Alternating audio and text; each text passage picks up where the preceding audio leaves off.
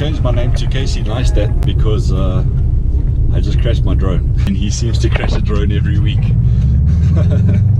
But it's my first drone, my GoPro Karma, and I've never crashed it before, so I like questioning myself about my pilot abilities. Don't fall for flying it in this windy weather. So how many of you have crashed your drone? Was it okay after you crashed it? I think mine's okay. It's just the one propeller's broken, but I've got 6 more, so hopefully that's all that's wrong with it. But I'd like to know from you, like, how many of you have crashed your drone?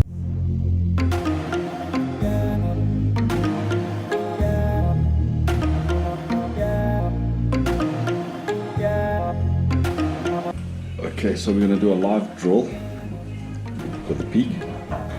So what I do is I tap the 2 icons, got the peak under here, hold it in to turn it on, hold this one in, and then it should be on, so I'm going to just click it once. There we go, the pad, and you can see we've got both connected. So from here, go to drills, start a new drill, click the plus sign, 5 rounds, 3 minutes, 1 minute rest. Okay, so you'll see when I throw the first punch, the drill will start. There's the ball, round that started. So you can see with that first jab, 17.3 k's an hour, 13.6 G-force, which is not bad for a quick jab. Reaction time, 522 milliseconds, which is about half a second, which is quite slow. So from here, we can take it and we can start getting a little bit quicker. 17.9. See, the G-force has come down, but obviously if your speed is increasing, you can see 296, we've nearly halved it. So when your speed's going up, your action time's going up, your G-force is going to go down because you're working on your speed.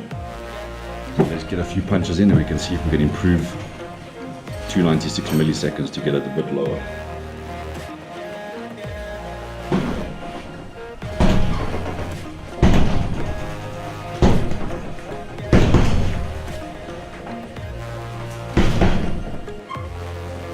Okay, so after a few jabs, milliseconds, 234, still can improve that, but power and speed have gone up quite a lot, and I've increased my milliseconds. So these are all live feeds that you can see through the Peak app, and it helps because now you can feel what movement feels right, and you can see where you're improving. If you're dropping in your power, dropping in your speed, you can see it as live stats, and you can just keep track of all your punches.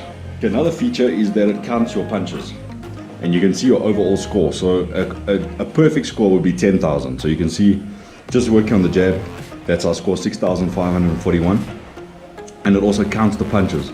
So after this round is up, we can see how many punches we've thrown in round number 1. So let's just get a few more punches in.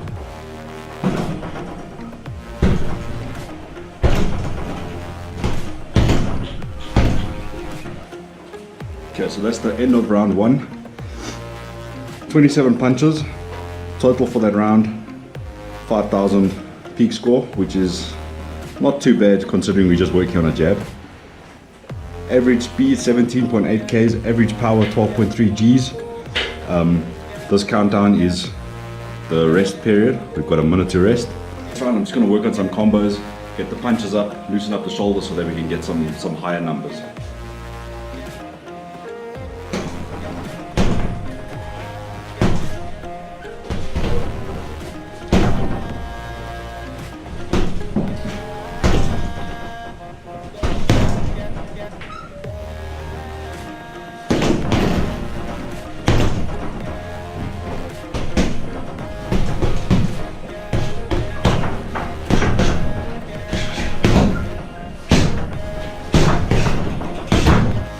Just always remember to breathe out your punches, otherwise you limit yourself and you run out of gas and you get tired very quickly.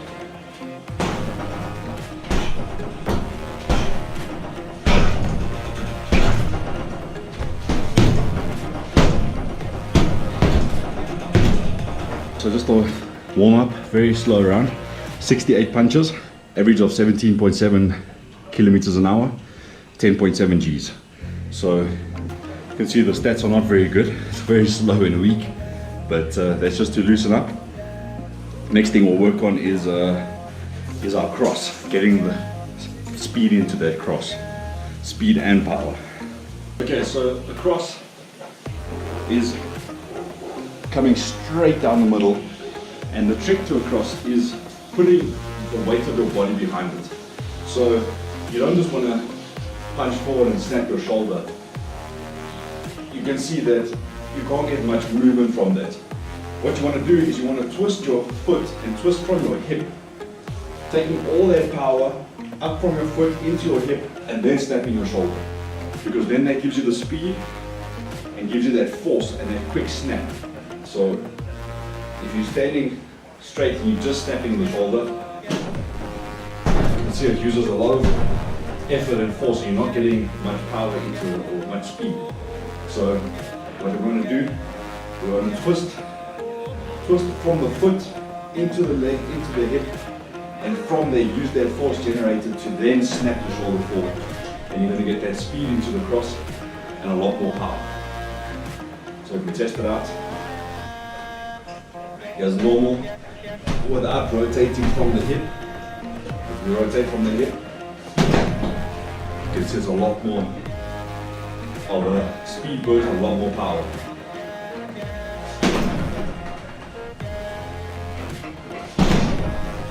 You want to work on reaction as well, because you're extending your whole body and you're open everywhere. So you want to practice from having your arm out, you want to bring it back very quickly back to your chin, blocking and keeping everything safe. So it's a two motion thing to work on, getting that out there and getting back very quickly.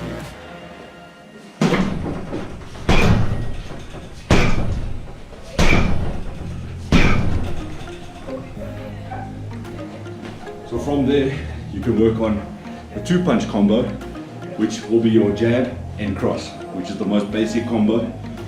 And you can just work on speed of your jab in one round, get that speed in the jab, and the next round your cross, and then the third round, jab, cross. And you can just focus on one technique at a time, work on 1 or 2 punches at a time, before working on more complicated combos.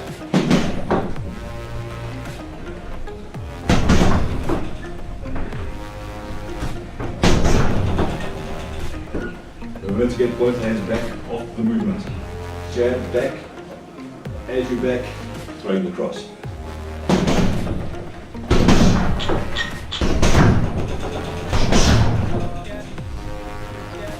Okay, from there we can work on our hooks. Now your hook is also a very twisting motion that comes from your hips. And when you're throwing a hook, it's a lot of your weight behind the punch. Not only that, but you also want to snap it. As you're coming in, you want to pull it back almost. You want to snap in. That's what gives it the force. So if you're coming in without a snap, you'll see it's got weight behind it, but it's not as hard as it could be. Compared to when you snap it,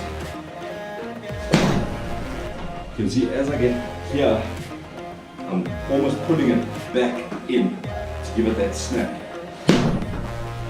So when you combine it with a twist, it gives a lot more power, a lot more speed.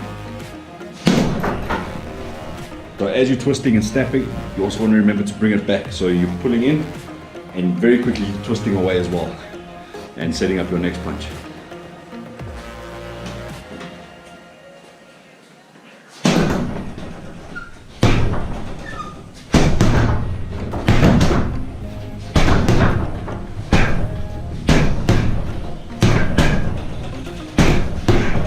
Last thing to work on with your hooks is uppercuts, because it's all keeping your balance, keeping your punches fluid.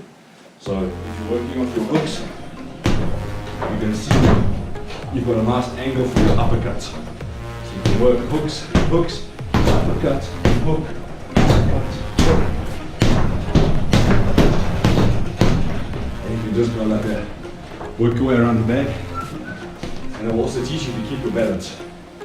Because if you're not keeping your balance while you're throwing all of these, you're going to feel like you're falling over and losing your balance, and you've got no power for the next shot. Okay, last round. This is round 5. So we take everything that we've learned. So we can start with the jab, work the cross, and now you can throw combinations. So this round I'm just going to throw everything just freestyle and work on everything that we've learned. So we can throw the jab, jab, cross. You can double up your jab, jab, jab, cross. What I like to do to get speed and balance is jab around the bag. Get used to moving while throwing that punch at the same time. So you're not static in one position. Because if you're training or you're sparring somebody, you're never going to just be standing in one angle. You're going to be moving around, and then it's going to feel weird that you're moving in one direction and then you still have to throw. So get used to moving around the bag, working, and you're moving. Throw some punches. Remember to always keep your balance. Don't move in one direction and try to throw and you feel like you're losing your balance, because that's counterintuitive to what you're trying to do. So let's just throw a few punches. Work on what we've learned. Jab, cross, hook, hook, uppercut, uppercut.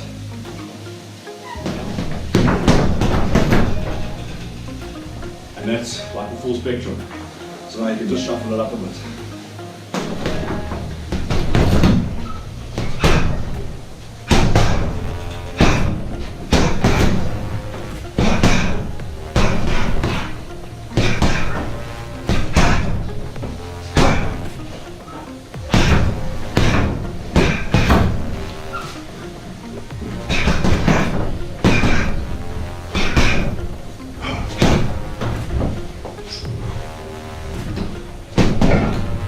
What's nice about this uppercut bag is that you can work on your head movement as well.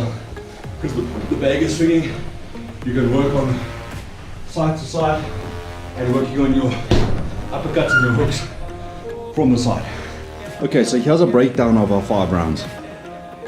15 minutes in total, 276 punches thrown. It's not many punches because I was talking so much. Total out of 10,000 is 8,100, which is not bad at all. I thought it would be way lower than that. Average speed 33.4 k's an hour. Average G-force 32.2. So a pro boxer they've measured is about, the average punch, hard punch is 35 G's. So that's not too bad. And what it takes 20 best punches and 50 best punches, and it averages all those out over the rounds. Gives you that average.